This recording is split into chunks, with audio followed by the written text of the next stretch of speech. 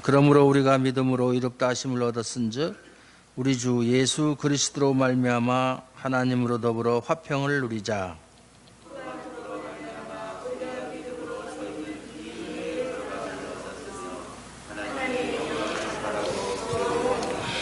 다만 이뿐 아니라 우리가 환난 중에도 즐거워하나니 이는 환난은 인내를,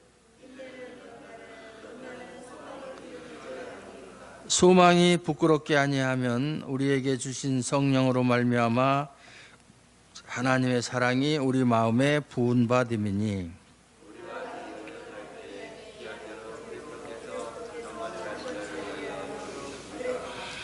의인을 위하여 죽는 자가 쉽지 않고 선인을 위하여 용감히 죽는 자가 혹 있거니와,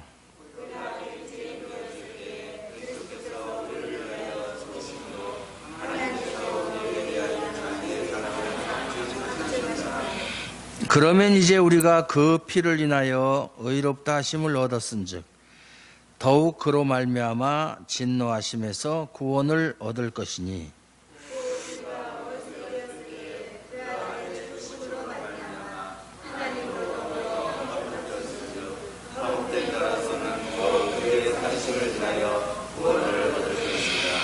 이뿐 아니라 이제 우리로 화목을 얻게 하신 우리 주 예수 그리스도로 말미암아 하나님 안에서 또한 즐거워하느니라. 아멘. 우리가 지금까지 로마서를 계속 공부해오고 있습니다. 1장 1절에서 17절까지는 서론이라고 되어 있고요. 1장 18절부터 3장 20절까지는 죄의 보편성, 모든 인류는 죄 아래 다 놓여 있다.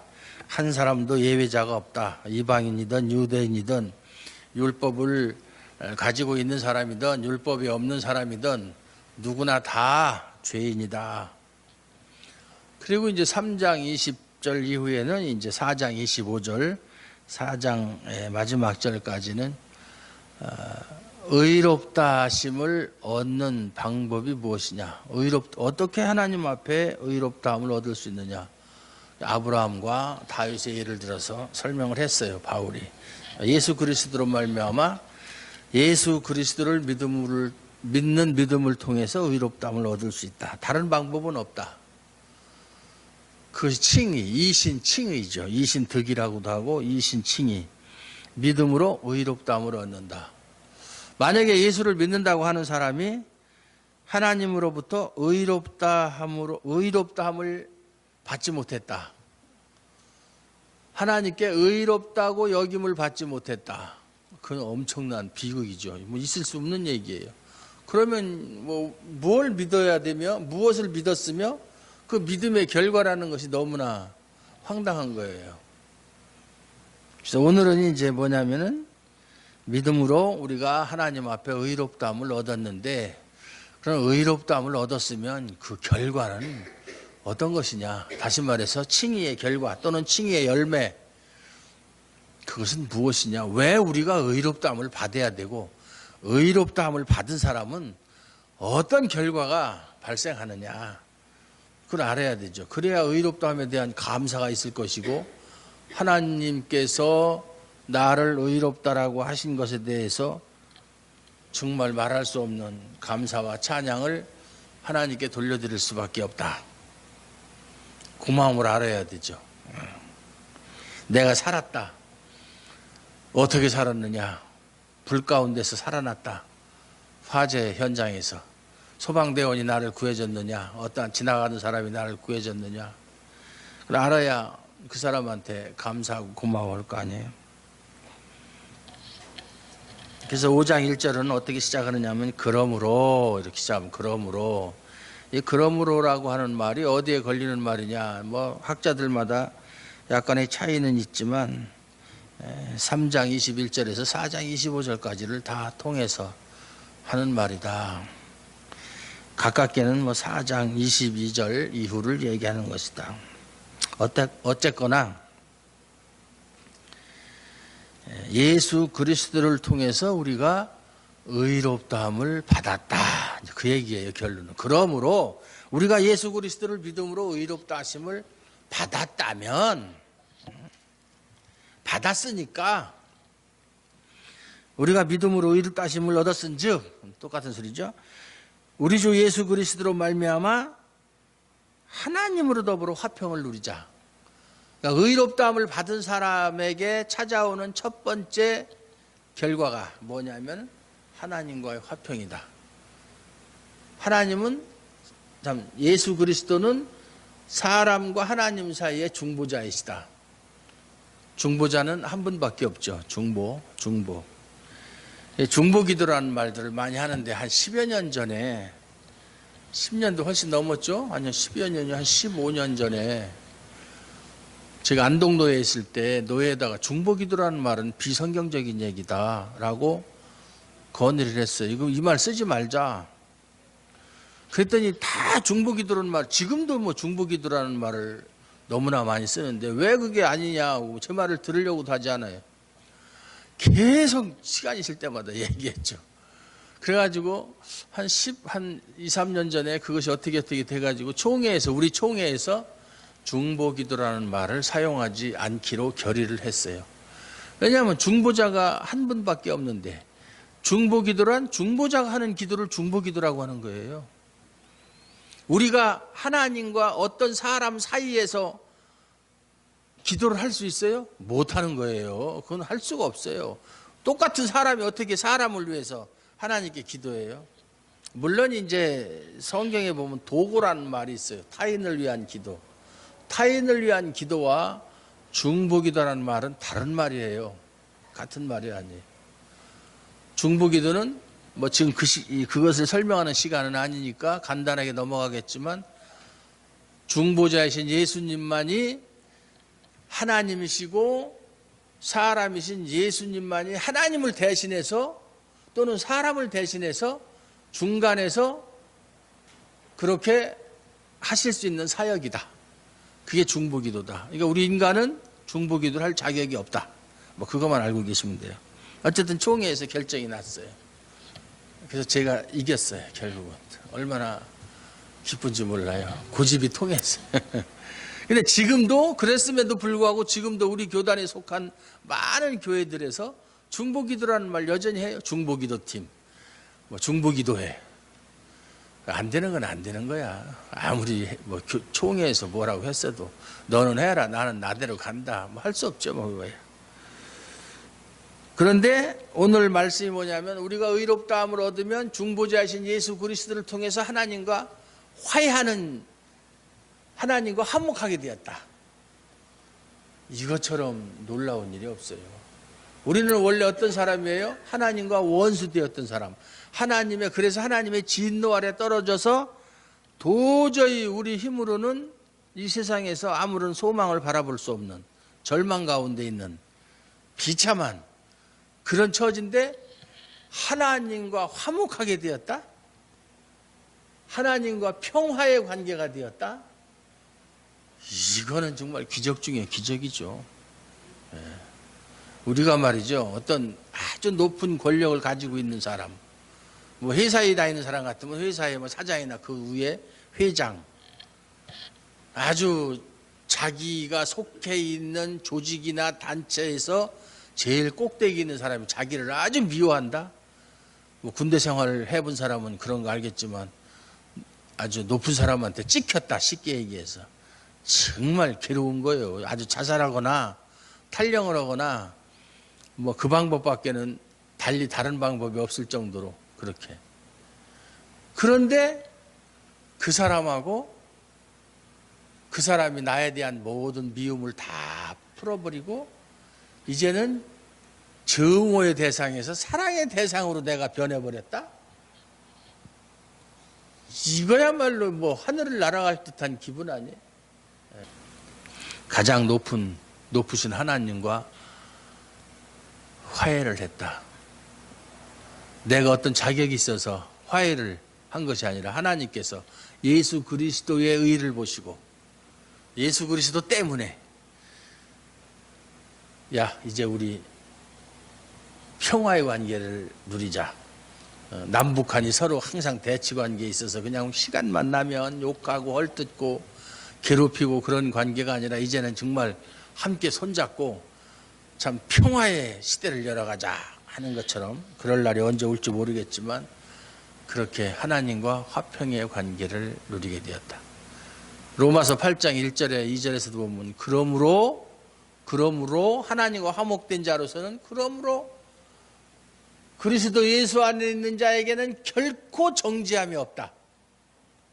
이는 그리스도 예수 안에 있는 생명의 성령의 법이 죄와 사망의 법에서 너를 해방하였음이니라. 할렐루야. 그게 로마서 8장 1절 2절이요. 아주 선전 포구문이에요. 복음서, 로마서는 서신서로 분류가 되는데 성경을 분류할 때 서신서지만 복음서보다도 더 기독교의 진리를 극명하게 드러내는 그것이 로마서 8장이에요. 그 중에서도 1절, 2절. 이제 그리스도 예수 안에 있는 자는 정죄함이 없다. 왜? 하나님과 화목한 사람이니까. 하나님과 서로가 친하게 지내는데 누가 우리를 정죄하겠는가? 그러면서 사도 바울이 계속 누가 우리를 정죄하리요? 누가 우리를 그리스도의 사랑에서 끊으리요? 뭐 하늘이나 천사나 뭐 어떤 누구도 우리를 그리스도의 사랑에서 끊을 자가 없느니라. 끊을 수가 없는. 이게 예수 믿는 사람의 자긍심이에요. 무엇이 두려워요? 예? 성도들이 안 와서 속상하긴 하지만 그것과는 별개로 예? 화평하는 관계가 되었다. 참 이걸 알면, 이 깊은 뜻을 알면 여러분이 말이죠. 만약에 예수 그리스도가 아니고 예수 그리스도를 내가 몰랐고 내가 예수 그리스도를 믿지 않았고 그래서 아직도 하나님과 화평한 관계가 아니고 하나님과 원수된 관계에 있다? 그렇게 한번 생각해 보세요. 지금까지 내가 그런 상태에 있다? 이건 세상을 살아도 사는 게 아니에요. 이거는 목숨만 붙어 있지. 예? 무엇을 한들 즐거움이 있겠어요. 하나님과 원수가 되었는데 예? 무엇을 하면 어떻게 된들 무슨 상관이 있겠어요. 반대로 하나님과 화목하게 되었으면 어떻게 되든 그게 뭔 상관이에요. 전혀 그것이 우리와 하나님과의 관계를 해치지도 못할 뿐더러 우리 앞을 가로막을 수 있는 장애물이 될 수 없는데 예? 사방으로 우겨쌈을 당해야 해도 전혀 두렵고 놀라워할 필요가 없는 이유가 거기에 있는 거다 그 말이에요. 사도 바울이 그렇게 복음을 전하면서 온갖 고난과 고초를 다 당했으면서도 항상 소망 가운데서 일할 수 있었던 것은 하나님과 자기의 관계가 어떠한 것인지를 누구보다 깊이 깨달은 사람이기 때문에 복음을 전하다가 빌립보 감옥에 갇혔을 때 찬양을 할 수 있고 바울과 실라와 함께 그때 기적이 또 일어나는 체험을 했고 그러니까 우리의 정체성이 과연 무엇이냐? 그러니까 예수를 믿는 사람은 자신의 정체성을 알아야 된다 이 말이에요. 나는 누구냐? 나는 하나님과 화목한 자다. 하나님과 서로가 믿고 의지하고 사랑하는 하나님이 우리를 믿고 의지하는 것도 없지 않아 있겠지만 믿고 의지하는 건 우리 측에서 우리 쪽에서 하는 것이고 그것뿐만이 아니에요. 여기 2절에 보면 또한 또 있다. 칭의의 결과가 또 있다. 그로 말미암아 우리가 믿음으로 서 있는 이 은혜에 들어감을 얻었다. 나아가는 것이죠. 하나님 앞에 나아가는 것. 옛날에는 하나님 앞에 나아가는 것은 구약시대 때는 대제사장만 1년에 한 번씩 지성소에 들어갔는데 이제는 하나님 앞에 담대히 나아갈 수 있는 길이 열렸다. 하나님 앞에 나아가서 화목한 것으로 끝나면 그 뭐예요? 화목한 것으로 끝나고 그래 앞으로 잘 지내자. 나도 너희 더 이상 미워하지 않겠다. 그것으로만 끝나면 그건 좀 그렇잖아요. 이제는 언제든지 하나님 앞에 담대히 나아갈 수 있는 길이 열렸다. 길이 열렸다. 요한계시록 오늘 할 거 빌라델피아 교회도 보면 내가 내 앞에 열린 문을 두노니 그래서 문을 열어놨다. 문을 열어놨다는 게 뭐예요? 언제든지 들어올 수 있는 그런 자격을 너한테 주었다는 얘기예요. 하나님이 문을 열어놨다는 거예요. 네? 언제든지 들어와서 할 얘기 있으면 해라. 요구할 거 있으면 해라. 그 얘기는 뭐예요? 다 들어주시겠다는 얘기잖아요. 문 열어놓고 얘기하라 해놓고서는 어느 사장님처럼 야 오늘 회식이다 중화요리집에 가서 마음껏 시켜. 그러니까 모처럼 만에 사장님이 한턱 쏘는구나. 이 집에는 뭐 탕수육이 맛있니 뭐 무슨 뭐 팔보채가 맛있니 뭐가 맛있니 다 시켜놓고 사장님은 뭐 시킬 거야? 난 짜장면. 사장이 짜장면 먹겠다는데 부하 직원들이 무슨 요리를 시키겠어요? 예? 이제 종업원이 주문받아서 하는데 잠깐 그러니까 드디어 이제 본 메뉴를 시키려는가 보다. 그러니까 고춧가루 듬뿍 넣고 참 사람 약 올리는 거죠. 하나님 앞에 나아갈 수 있는 그런 은혜를 입었다. 화평과 하나님 앞에 나아가는 은혜. 그러므로 하나님의 영광을 바라고 즐거워한다. 하나님 앞에 나아가야 하나님의 영광을 바랄 수가 있죠. 하나님을 보지도 않고 하나님하고 저 멀리 떨어져 있으면서 하나님의 영광을 바라고 즐거워할 수는 없는 일이잖아요. 이렇게 복된 존재가 되었다. 그 말이에요. 그뿐 아니라 또 3절에 보면 다만 이뿐 아니라 우리가 환난 중에도 즐거워하나니 이는 환난은 인내를 인내는 연단은 소망을 이루는 줄 알미로다. 이제는 예수 믿는 자에게 환난이 없다. 그건 거짓말이라고 그랬죠. 예수님께서도 이 땅에 오셨을 때 내가 온 것은 세상에 화평을 주러 온 것이 아니라 검을 주러 왔다. 그래서 아비하고 자식하고 서로 싸우고 나 때문에 시어머니와 며느리가 또는 어머니와 딸과 서로 갈등하는 그런 일이 있을 것이다. 예수님 때문에. 뿐만 아니라 예수 믿는 것 때문에 핍박을 당하고 예수님이 이렇게 미리 말씀하셨잖아요. 나와 및 복음을 위하여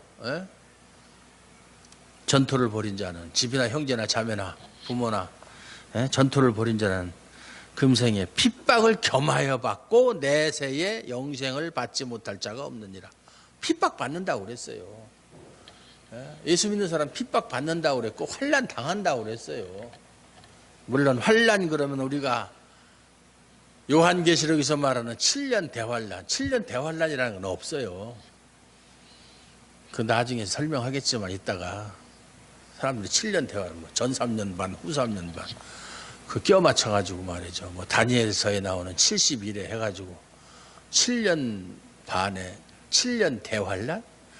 그래서 휴거라는 말이 나오고 구원받은 사람은 그 환란을 벗어나서 하나님의 환란이 당하기 전에 휴거를 해서 환란을 면하고 나머지 사람은 환란을 당한다.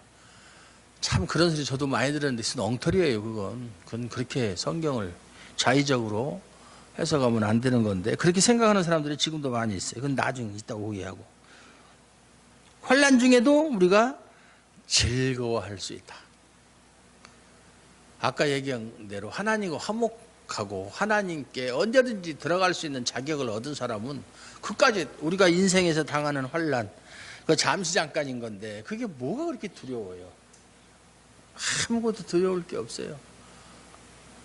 하나님께서 언제든지 피할 길도 주시고 우리가 넘어지려고 할 때 또 우리를 붙잡아서 일으켜 주시는 하나님이 옆에 계신데 뭐가 두렵겠느냐 그 말이에요. 환난을 당함으로 인해서 우리가 인내를 배우게 된다. 인내. 우리가 인내 그러면 인내의 대명사가 누구죠? 욥이잖아요. 욥의 인내를 너희가 배웠은즉. 그런 재산 다 잃고 자식도 다 잃고 또 마누라까지 하나님을 저주하고 죽어버리라고 이런 참 마누라가 못되면 남보다도 못한 거예요. 못한 거예요. 거룩한 것이 더러워지면 가장 더러운 게 뭐냐면 원래 거룩했던 것이 더러워지면 가장 더러운 거예요. 쉽게 얘기하면 행주가 더러워지면 걸레만 또 못해요. 걸레는 원래 걸레니까 그렇다고 치지만 행주가 더러우면 요새는 이제 일회용 행주들이 일회용은 아니지만 행주를 전 이만큼씩 사다 놓고 좀 쓰다가 더러우면 버리고 그 행주 더러우면 그것처럼 지저분하고 보기 싫은 게 없어요.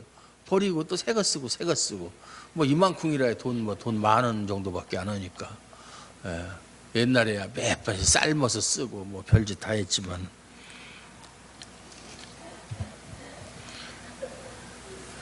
그런 환난 중에도 욥은 믿음을 저버리지 않고 주신 자도 여호와시요 취하신 자도 여호와시라. 이 하나님이 모든 것을 다 주셨는데 주신 분이 가져가는데 내가 무슨 불평불만을 하겠느냐. 참 믿음 대단한 사람이죠. 우리가 가지고 있는 것 중에 하나님이 주시지 않은 게 뭐가 있어요? 다 하나님이 주신 거거든요. 자기 생명, 자기가 가지고 있는 모든 뭐 시간, 물질 뭐 이런 것뿐만 아니라 자기 가족까지도 다 하나님이 주신 거예요. 가져가시는 거 당연하다 이 말이죠. 네. 근데 그 여자는 어떻게, 욥의 아내는 어떻게 됐는지 모르겠어. 어떻게 됐다는 말이 없어. 그래놓고 도망을 간 건지 아니면 그래놓고 계속 살았는지. 도망갔다 소리 없고 나중에 또 뭐 욥이 또 자식을 또 많이 낳은 걸로 봐서 그 여자 사이에서 자식을 낳았으면 그 여자는 욕을 실컷 해놓고서도 결국 끝에까지 가서 재미를 보았다는 얘기인데 그것도 좀 제 생각으로는 다른 여자였으면 좋겠는데. 연단이라는 말이 나오는데 연단이라는 말이 뭐냐면 인내는 성숙된 인격을, 성숙한 인격, 그게 연단이에요. 인내를 통해서 인격이 성숙해진다. 신앙이 성숙해지고 자라간다 그 말이에요. 읽는다 이런 얘기예요. 연단. 연그러가는 거죠. 곡식이 익듯이 이렇게 인내를 통해서 신앙이 연그러가고 그 인격이 성숙해진다. 신앙 인격을 말하는 것이죠. 소망이 부끄럽게 아니하면, 소망이 우리가 가지고 있는 소망이 뭐예요? 우리가 가지고 있는 소망이 뭐예요? 당연히 구원받는 것이죠. 그리고 하나님과 예수 그리스도와 함께 영원히 사는 것이죠. 소망이 부끄럽게 아니하면 이 말은 소망이 실망을 주지 않는 것은 이런 뜻이에요. 우리가 가지고 있는 소망은 결코 그 실망을 우리에게 주지 않는다. 그 얘기는 무슨 얘기예요? 반드시 이루어진다 이 말이죠. 꿈이 이루어지는 게 아니라 소망은 이루어지는 거예요. 소망. 그리스도 안에 있는 소망은 반드시 이루어진다. 우리에게 주신 성령으로 말미암아 하나님의 사랑이 우리 마음에 부은받음이니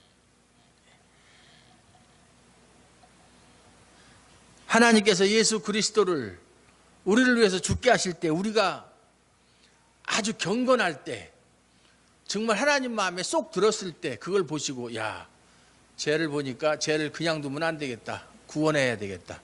그래서 예수 그리스도를 죽게 했느냐? 아니라는 거예요. 여기 6절에 보면 우리가 아직 연약할 때에 이것은 뭐냐면 죄 가운데 있을 때에 하나님도 알지 못하고 하나님을 찾지도 않고 예수 그리스도 모르고 예수 그리스도 믿지도 않을 때에 정말 비참할 때, 말은 점잖하게 연약할 때 그렇지만 아주 비참할 때에 절망적일 때에 아무런 소망이 없을 때에 그 소리예요. 그때에 기약대로라는 말은 뭐냐면 하나님이 정해놓으신 시간대로 이런 뜻이에요. 또는 약속대로. 그 갈라디아서 4장 4절에 보면 때가 참에 하나님이 정하신 때가 있거든요. 크로노스라고 그러죠. 크로노스. 세상 시간은 카이로스고 하나님이 정하신 때, 그때에 맞춰서 예수님이 여자의 몸에서 태어나신 것처럼 하나님께서 절망적인 우리 인간을 위하여 예수님을 죽게 하시는 때, 하나님이 정해놓으신 때, 갈라디아 4장 4절에 때가 참여하는 말과 똑같은 말이에요. 경건치 않은 자를 위하여 죽으셨도다. 경건한 사람, 하나님 마음에 드는 사람, 그런 사람을 위해서 죽은 게 아니라 그 쓰레기 같은, 원수 같은 그런 사람을 위해서 죽으셨다. 하나님이 그렇게 또 만드셨고 예수님은 자발적으로 순종하시고 그렇게 해서 우리의 구원이 이루어진 것이다 그 말이에요.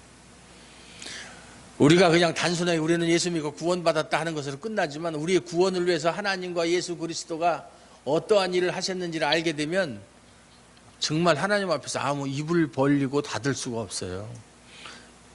할 말이 없어요. 할 말이 없어요. 그 놀라우신 하나님의 은혜와 사랑을 알게 되면 우리는 하나님 앞에서 할 말이 없어요. 우리는 죽은 자처럼 될 수밖에 없어요. 죽은 자처럼. 근데 요즘에 많은 사람들이 그러한 엄청난 하나님의 은혜를 깨닫지 못하고 그냥 대충 그럭저럭 그렇게 살아가고 있다. 구원 받았으니까 받았다고 한 것이고, 예수 믿으면 구원 받는다니까 그런가 보다 하고 살고, 안 돼. 그런 신앙 갖고는 하나님 인정 안 해요. 인정 안 해요. 아까 오면서도 오늘은 제가 장로님 차를 타고 왔는데, 내가 천안에 있을 때부터 계속해서 하나님께 기도한 게, 하나님 제발 좀 일꾼 좀 보내주십시오. 그렇게 기도했는데 하나님은 그 기도는 안 들어주신 것 같다, 지금까지. 물론 지금은 이제 어떤 면에서는 100% 안 들어주신 건 아니고 일부는 들어주신 것도 있지만, 천안에 있을 때도 참 그 성도들이 참 신앙이 잘하질 않아요. 그렇게 열심히 가르치고, 제가 천안에 처음 왔을 때 몸이 너무 약해가지고 1층에서 2층으로 올라가려면 5번씩 쉬어서 올라갔어요. 올라가지고 숨이 차가지고, 그러면서도 계속 새벽기도 하고, 겨울이나 여름이나 사시사철 눈이 오나 비가 오나 바람이 부나, 사람도 없어요. 둘밖에 없었어요. 둘. 제가 직접 운전하고 나가서 아침에 겨울에 나와서 봉고차 시동 걸면 얼마나 추워요. 그냥 뼛속까지. 다행히 제가 그런 추위를 많이 이렇게 안 타니까. 그래서 두 사람 데리고서 1년 반을 하루도 빼놓지 않고 새벽 기도를 했어. 그렇게 하고 주일날 하고 수요일날, 목요일날, 금요일날 시간 나는 대로 가르치고 해도 지식은 늘어나는데, 지식이 당연히 늘어날 수밖에 없죠. 제가 직접 해가지고 타자 쳐가지고 프린트 해가지고 그냥 나눠주면서 계속 그렇게 하고. 근데 지금까지도 똑같아요. 변하질 않아요. 안 변하는 거예요. 그래서 제가 깊이 깨달은 게, 사람을 변하게 하는 것은 성령님이지 그 사람이 변하게 할 수가 없다. 흔히 하는 얘기로 하나님께서는 이 돌들로도 아브라함의 자손이 되게 할 수 있다 하는 것처럼, 내가 강아지한테 그렇게 가르쳤어도 강아지가 기독교 교리를 알았을 거야. 그 사람들도 다 공부 꽤나 한 사람들인데. 그런데 다른 교회 갔어요? 다른 교회 가서는 지식은 있으니까 다른 교회 가서 그걸 자랑하고, 또 다른 교회 사람들은 아이고 충만한 교회 성도들은 왜 이렇게 아는 게 많은지, 입을 열 수가 없다고 너무나 잘잘잘잘잘 막 성경을 잘잘잘잘 교리에 대해서. 그러면 뭐해? 그래서 가서 휘젓고 돌아다닌대요. 그것도 목사를 만나니까 또 그래요. 아유, 목사님 내에서 온 성도 대단들 하다고, 목사님이 진짜 뛰어나다고 그래요. 그런 소리 하면 또 들으면 뭐예요? 아무 소용없지. 한 사람도 내가 저 사람은 정말 나를 만나서 변화를 받았다, 우리 교회에 와서 라고 생각된 사람이 없어요. 없어요.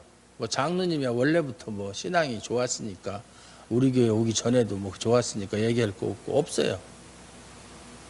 그러니까 항상 불만스러운 거예요. 항상.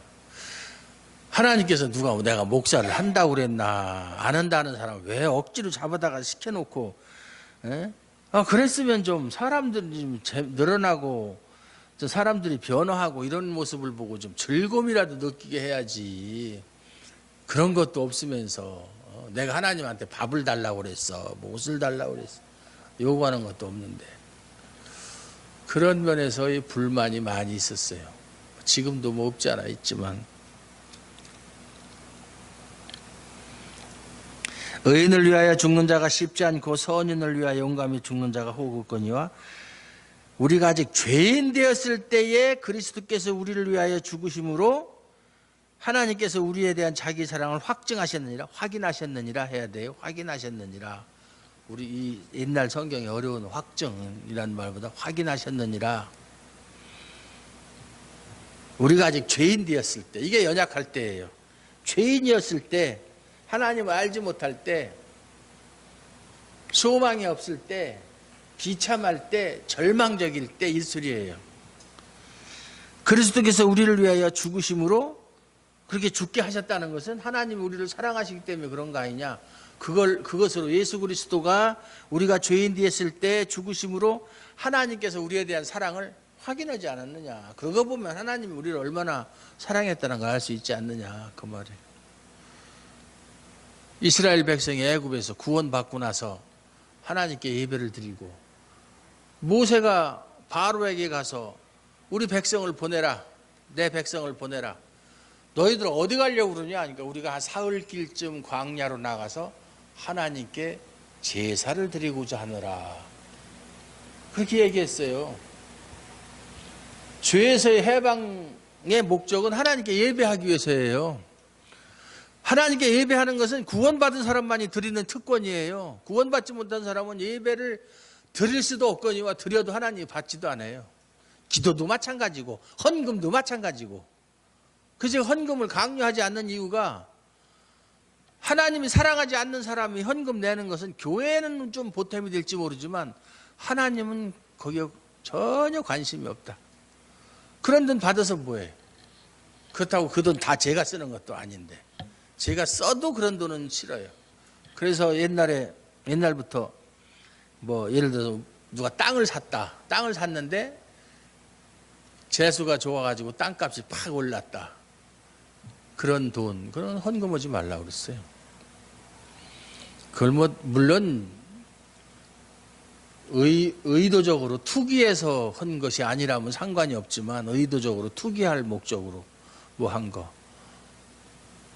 부당한 방법으로 번 돈은 하나님 앞에 갖고 나오지 말라고 그랬어요.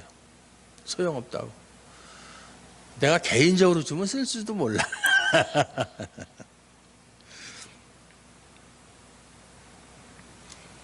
예배 드린다는 거, 우리가 하나님 앞에 나와서 찬양한다는 거, 하나님께 기도한다는 거, 이것은 하나님과 화목된 자가 아니고는 할 수 없는 일이다.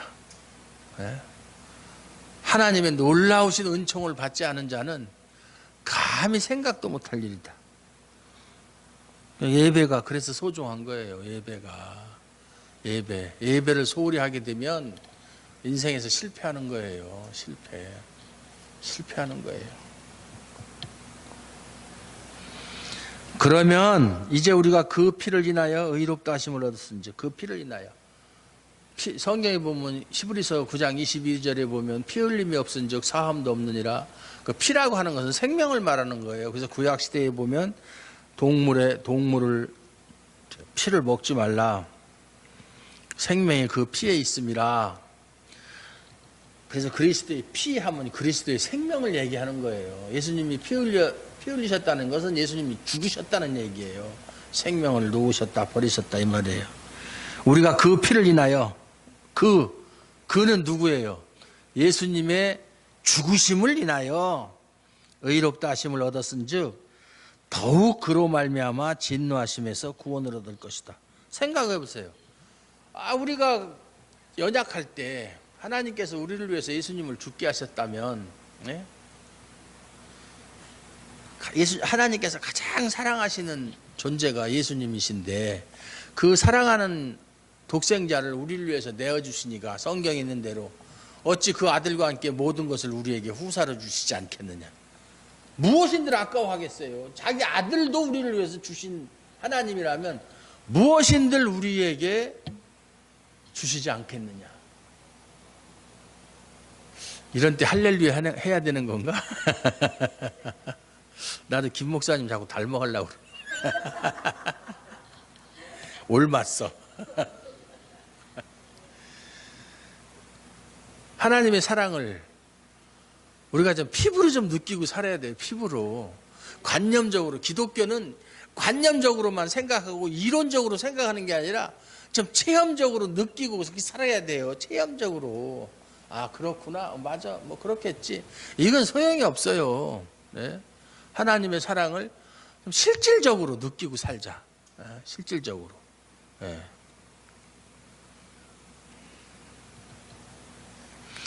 곧 우리가 원수 되었을 때에 계속 반복해서 하시는 말씀이에요. 하는 말.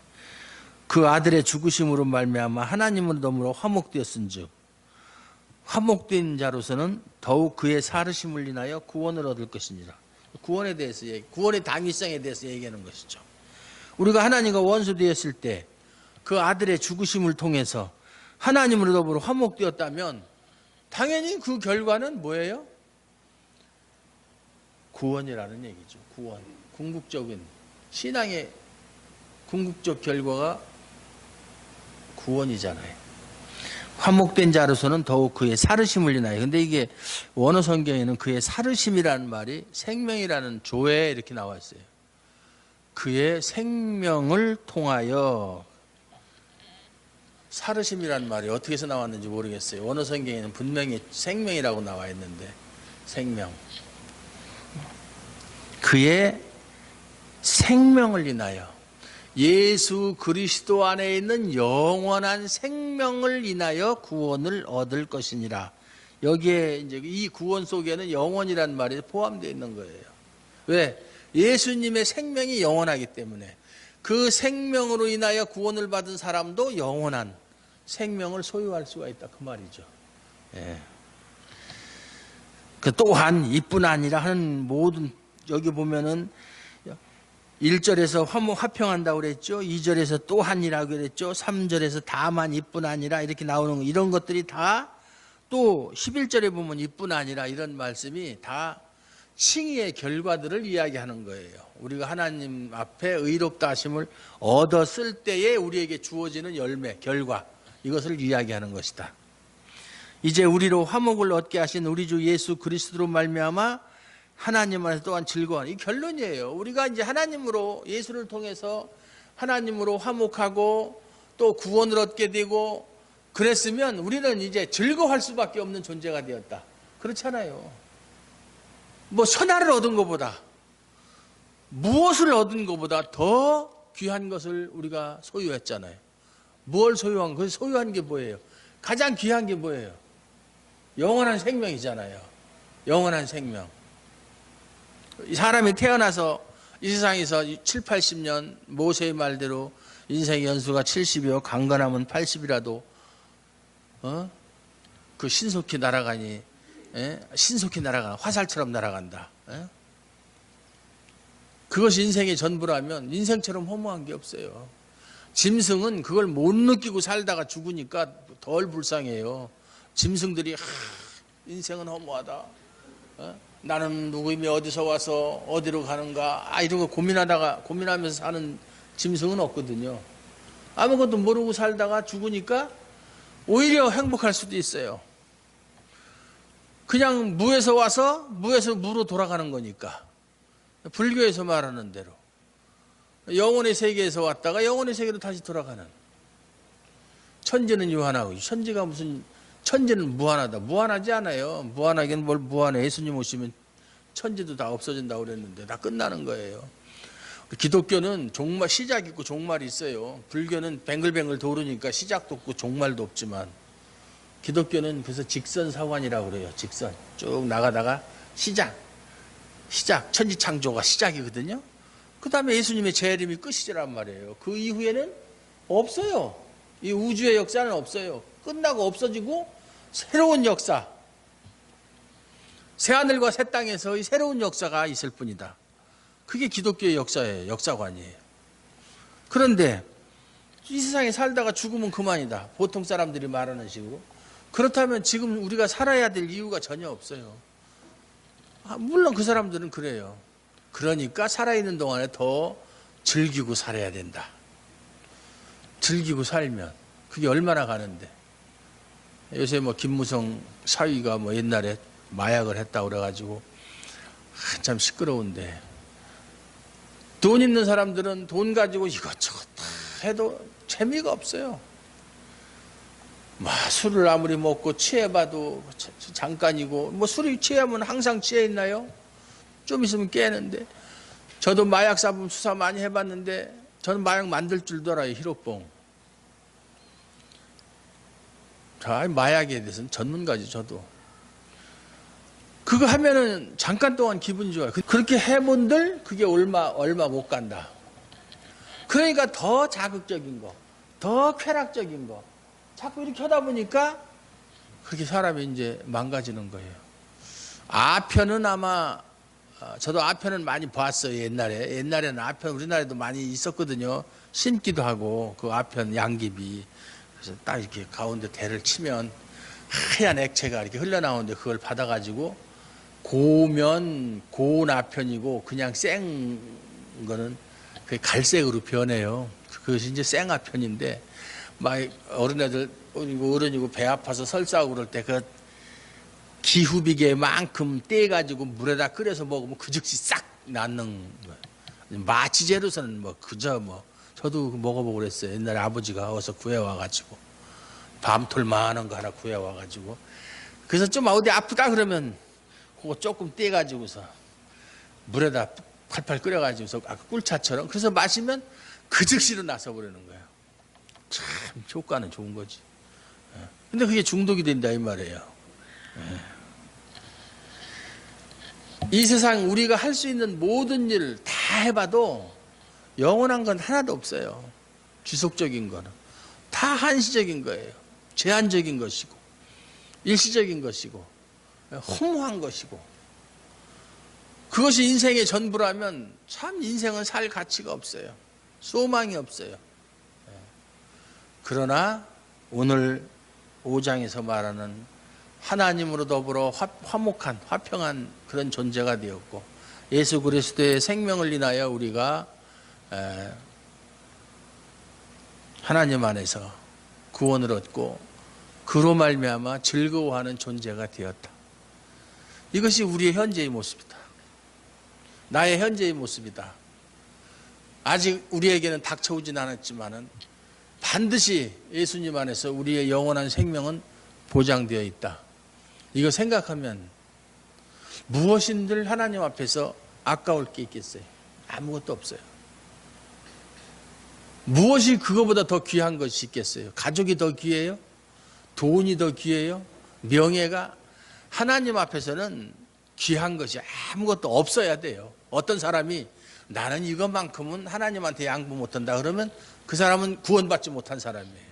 제가 단언코 이야기하지만 나는 하나님 앞에서는 모든 것을 다 포기할 수 있다 라고 할 수 있는 사람이 구원받은 사람이에요. 난 요거만큼은 하나님 요거만큼은 좀 눈 감아 주세요.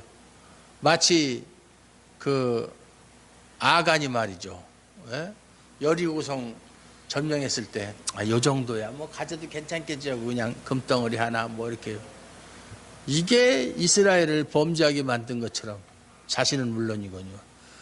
하나님 앞에서는 티끌만한 것도 감추는 게 있어서는 안 되고 티끌만큼도 귀하게 여기는 게 있어서는 안 되는 거예요. 그건 탈락이에요. 1000가지 만가지 중에서 한 가지인데 어떠랴? 그건 자기 생각이지. 하나님은 그 용납 안 해요. 왜?